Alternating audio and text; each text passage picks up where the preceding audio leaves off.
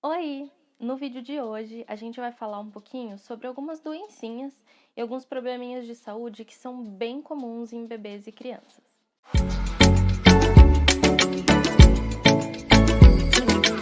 Na verdade, isso vai ser mais focado nos bebês mesmo e das experiências que eu já tive com a Alissa até agora e de coisinhas que eu acabei estudando por conta disso. Eu vou tentar tratar aqui nesse vídeo de coisas menos comuns, coisas que a gente ouve um pouco menos, mas no finalzinho do vídeo eu vou falar um pouquinho sobre cólicas também, que acho que é o probleminha que mais é comum aí entre os bebês. Eu vou dar uma falada sobre esse assunto, porque eu sei que muitas mamães gostam de ouvir sobre isso e gostam de ouvir dicas para saber como melhorar essa questão das cólicas nos bebês.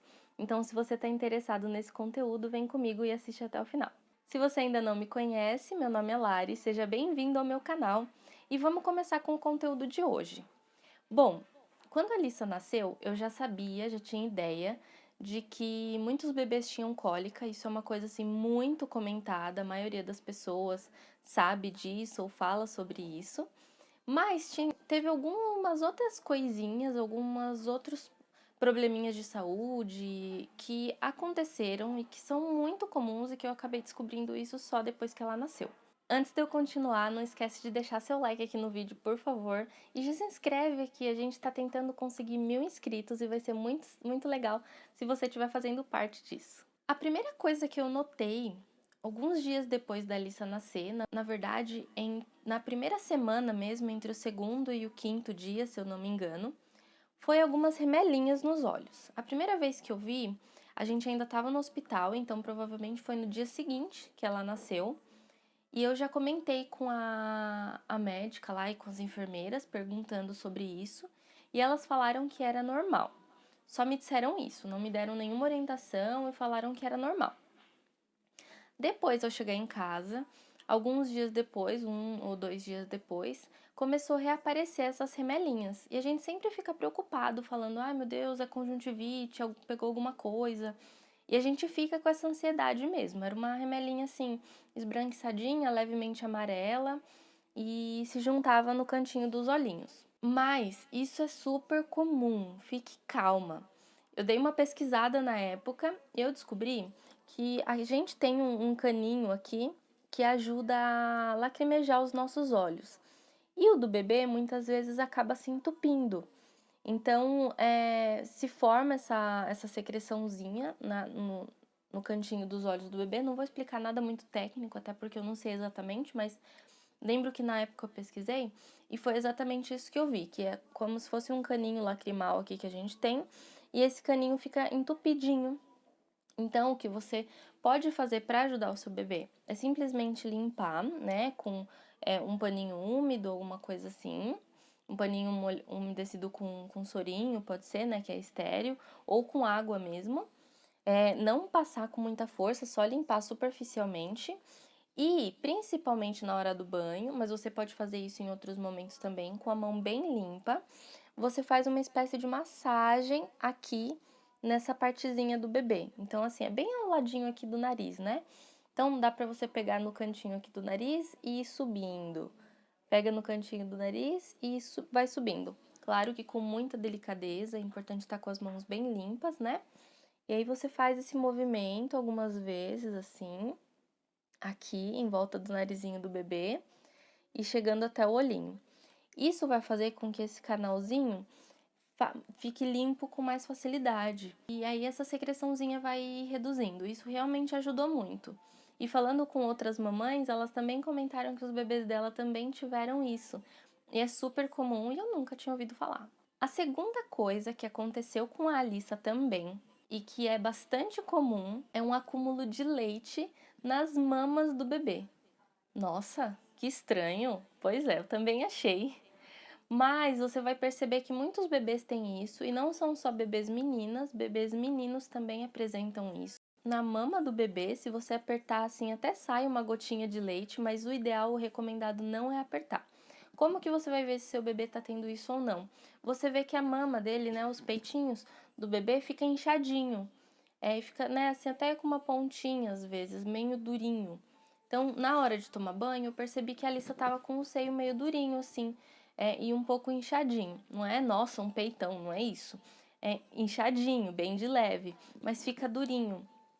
E aí, eu fui pesquisar também, conversei com a minha mãe disse que é normal, que ou eu ou meu irmão teve isso também, é uma coisa bem comum, e que, assim, minha mãe disse que eu tinha que apertar para tirar o leite, mas eu fui pesquisar e eu vi que não se deve apertar. Inclusive, naquela semana eu passei na pediatra e ela falou que realmente não era para fazer nada, era só para esperar passar. E o que é isso?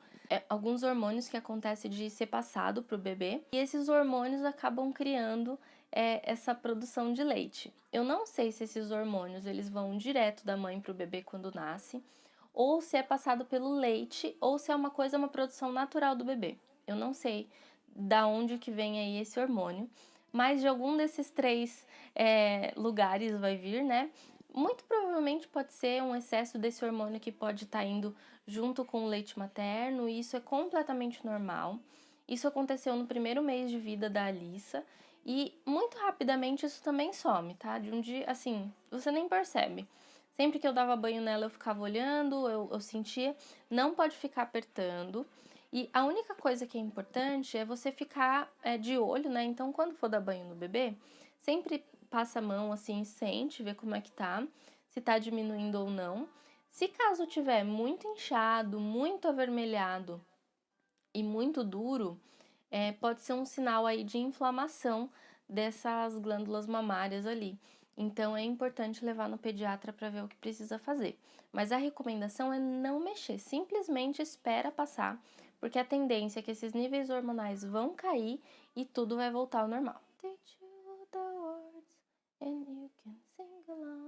Gripinhas e resfriados também são bastante comuns em bebês. É claro que a gente tenta evitar ao máximo do bebê ter contato com algum vírus logo que nasceu, né? Mas no segundo mês de vida da Alissa, ela teve um resfriadinho.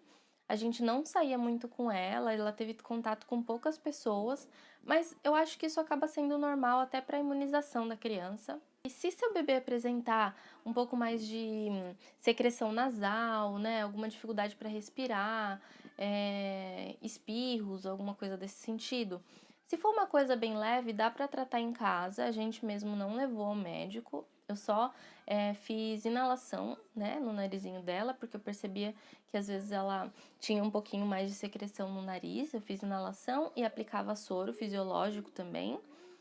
E foi esse o tratamento, e dá bastante mamar, porque teoricamente, né, o seu leite vai acabar produzindo e dando para o bebê os anticorpos necessários para ele se recuperar bem rapidinho desse resfriado. E realmente foi uma coisa bem rápida. Foi 1 ou 2 dias que a Alissa ficou assim e ela já estava bem.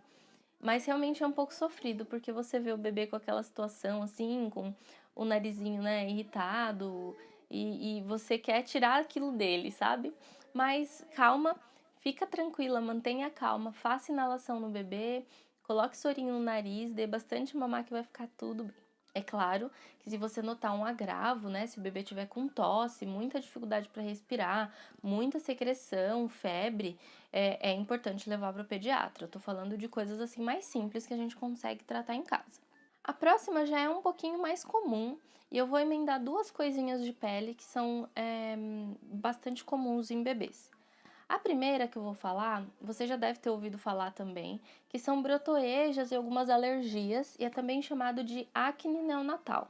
São bolinhas que aparecem no rosto do bebê, e isso é muito comum. Geralmente, o bebê nasce com a pele bem lisinha, e aí conforme vão passando os dias, acontece de aparecer algumas bolinhas na pele do bebê. Isso é muito comum. Muitas pessoas falam que é bom evitar beijar o bebê, até por conta disso. Eu acredito assim que os pais não tem como não beijar o seu bebê, né? Principalmente a família, assim. Mas é bom ter um cuidado com pessoas estranhas, né? Pedir para não encostar muito a boca muito próximo do rostinho, assim, da boca do neném. Porque a gente sabe que existe o vírus da herpes, que pode acabar acometendo o bebê, e como a imunidade deles é muito baixa ainda, pode ser a causar coisas mais graves, né? E a gente nunca sabe quem tem ou não herpes, então é importante tomar esse cuidado, mas É claro que essas bolinhas, essas brotoejas e a acne neonatal não é causada por esse vírus, tá? São alergias comuns mesmo, muitas vezes é causado pelo calor, muitas vezes é por conta desse contato com bactérias do meio externo que acabam criando essas bolinhas, mas são coisas que vão sumindo. Pode ficar despreocupado que essas bolinhas vão sumir.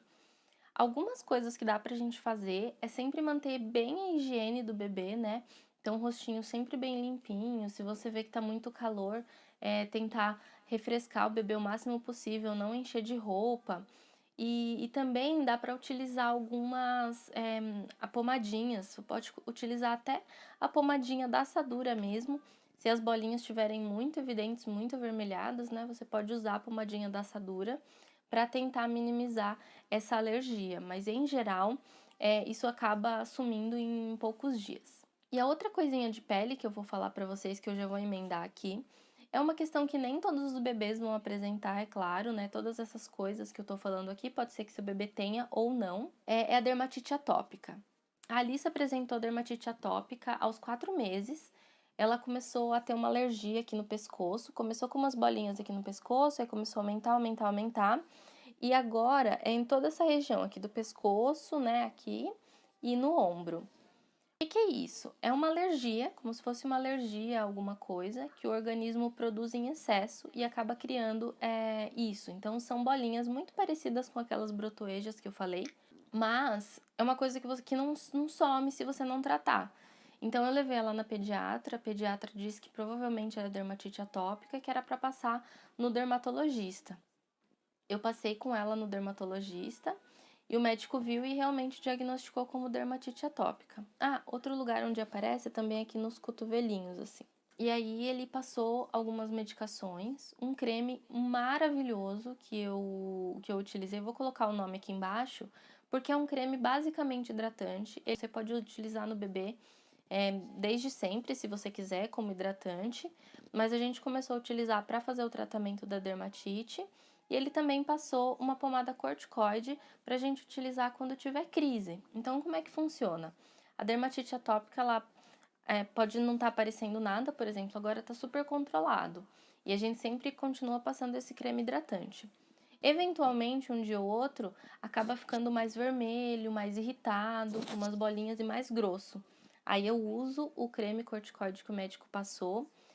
Como ele é muito bom, geralmente eu uso por 1 ou 2 dias e já melhora.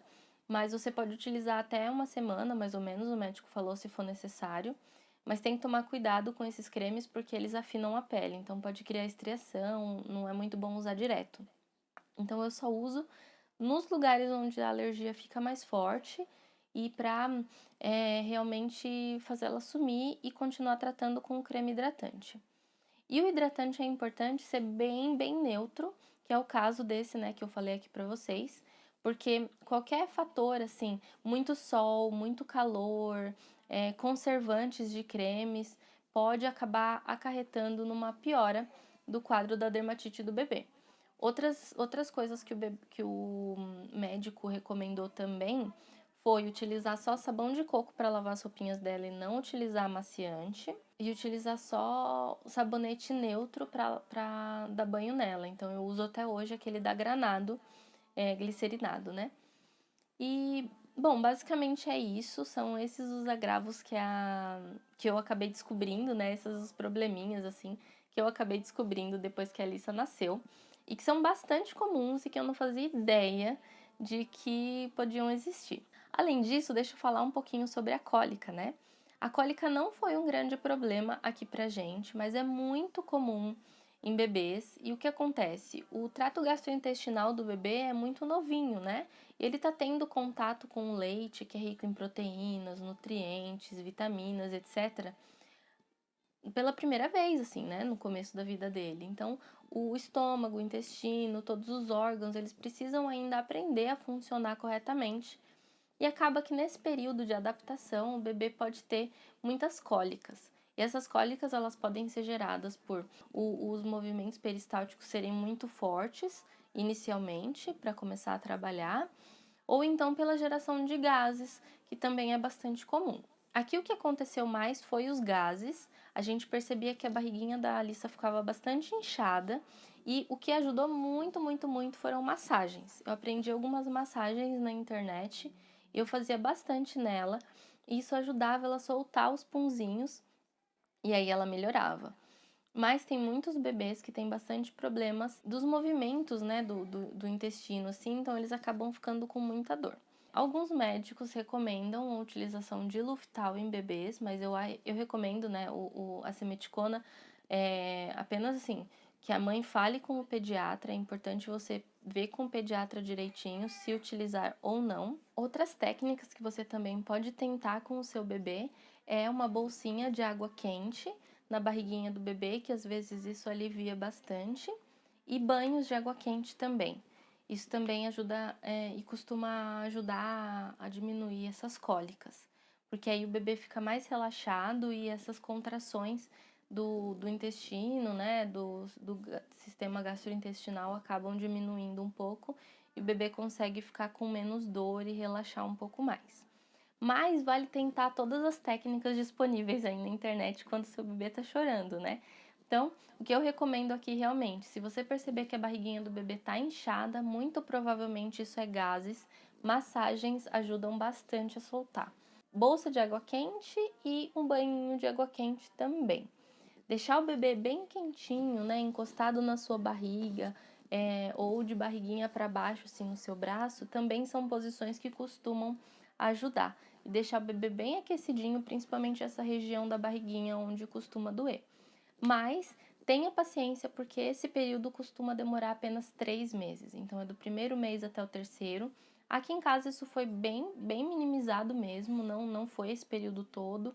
E também nem foi um grande problema, foram 1 ou 2 semanas, eu acho que a gente teve um pouco mais de problema com um pouco de gases que a bebê tinha, era mais um incômodo que a gente via e tentamos resolver e as massaginhas resolveram.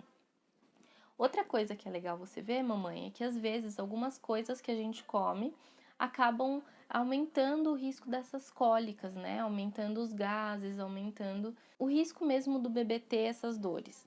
Então, procura ver na sua alimentação, quando você come alguma coisa diferente, se o bebê fica um pouco mais irritado, talvez seja interessante alterar. Eu, no caso, nos primeiros meses da Alissa, eu tomei leite sem lactose.